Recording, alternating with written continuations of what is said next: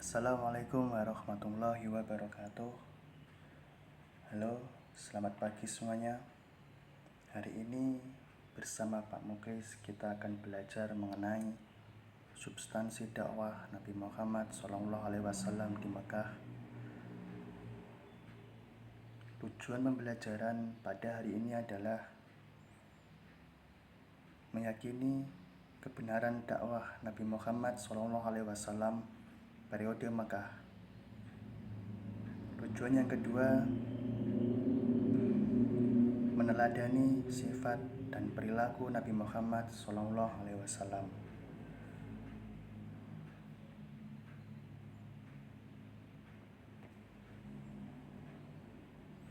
Dakwah Nabi Muhammad SAW periode Mekah. Pertama, kita akan membahas kerasulan Nabi Muhammad SAW. Kedua, kita akan membahas misi dakwah Nabi Muhammad SAW di Mekah. Yang ketiga, kita juga akan membahas strategi dakwah Nabi Muhammad SAW di Mekah.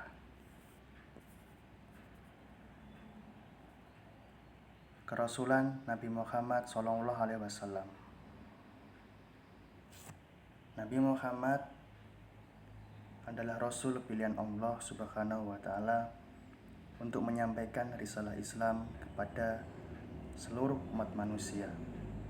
Kehadiran Nabi Muhammad SAW telah dikabarkan oleh Allah Subhanahu wa Ta'ala kepada nabi-nabi sebelumnya sebagai nabi yang terakhir dan penutup para nabi.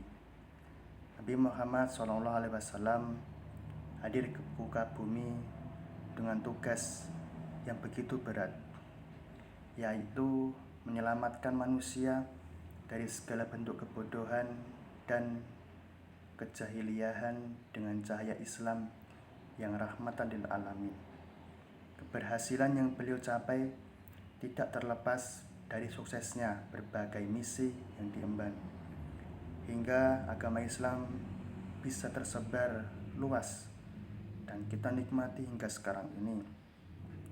Perjuangan Nabi Muhammad SAW perlu kita teladani sebagai motivasi untuk terus bersemangat memperdalam ilmu pengetahuan.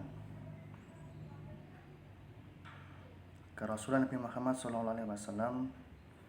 Nabi Muhammad SAW lahir pada tanggal 12 Rabiul Awal tahun Gajah yang bertepatan pada tanggal 20 April 571 Masehi. Disebut dengan tahun Gajah karena pada tahun tersebut terjadi sebuah peristiwa di mana Baitullah atau Ka'bah akan dihancurkan oleh pasukan gajah yang dipimpin oleh seorang gubernur Abisinia yang memerintah Yaman, yakni Abraha. Akan tetapi usaha mereka digagalkan oleh Allah Subhanahu wa Ta'ala.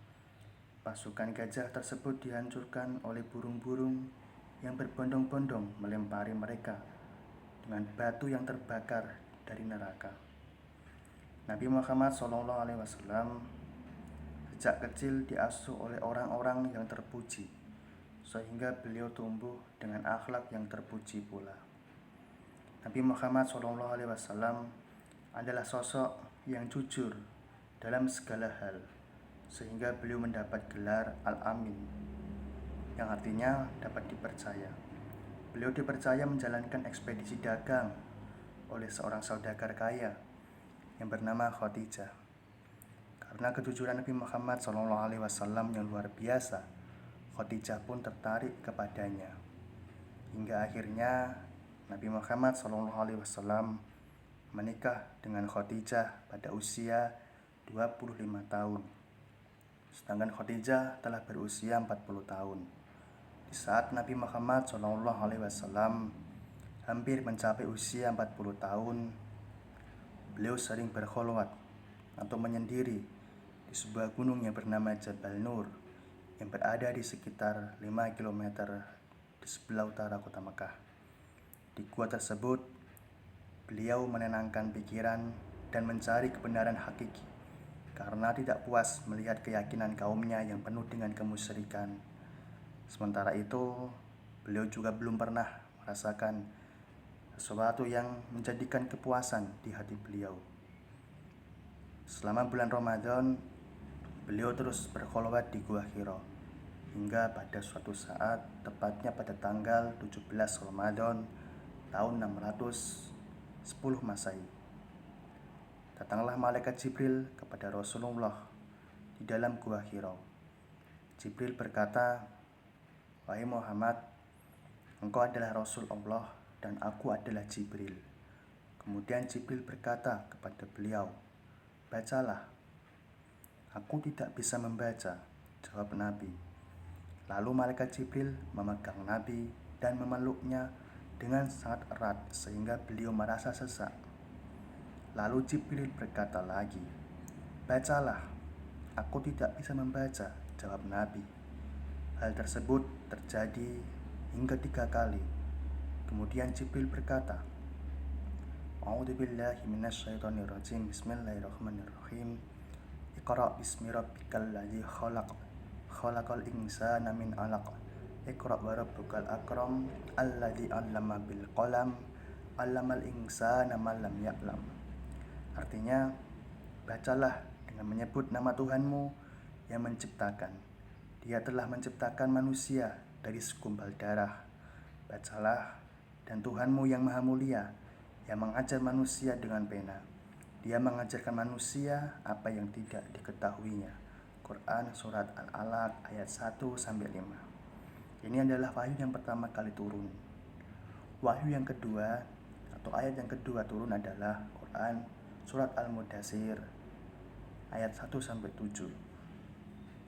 Selanjutnya kita akan membahas dan kita pelajari misi dakwah Nabi Muhammad SAW di Mekah.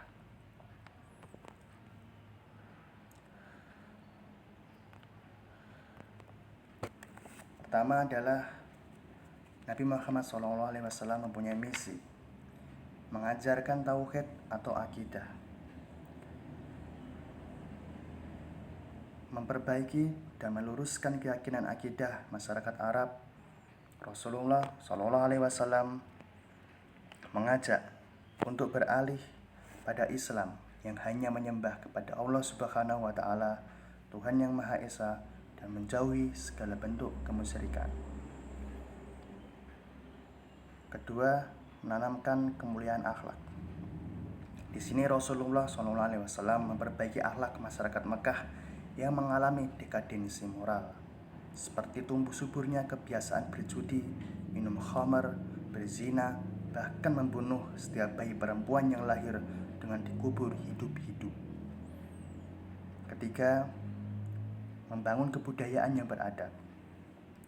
Rasulullah mengubah kebiasaan taklid kepada nenek moyang dan meluruskan segala adat istiadat yang menyalahi hukum Islam.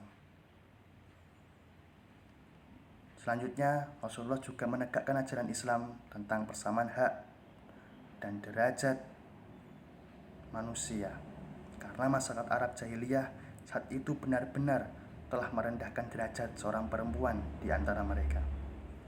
Misi dakwah Nabi Muhammad SAW di Mekah yang terakhir menyampaikan agama yang menjadi rahmat bagi seluruh alam. Selanjutnya yang ketiga adalah kita mempelajari strategi dakwah Nabi Muhammad SAW di Mekah. Pertama, Rasulullah SAW melakukan dakwah secara sembunyi-sembunyi. Dakwah dengan cara ini dilakukan pada tahun ke-1 hingga tahun ke-3 kenabian. Pada tahapan dakwah ini Rasulullah SAW menyeru orang-orang yang berada di lingkungan rumah tangganya sendiri dan kerabat serta sahabat dekatnya untuk masuk Islam. Adapun orang-orang yang telah memenuhi dakwah Rasulullah SAW antara lain Khadijah binti Khuwailid, istri Rasulullah SAW, Ali bin Abi Thalib, saudara sepupu Rasulullah SAW, Zaid bin Harithah, anak angkat Rasulullah SAW, Abu Bakar As-Siddiq, sahabat dekat Rasulullah SAW, Ummu Aiman, yaitu pengasuh Rasulullah SAW waktu kecil.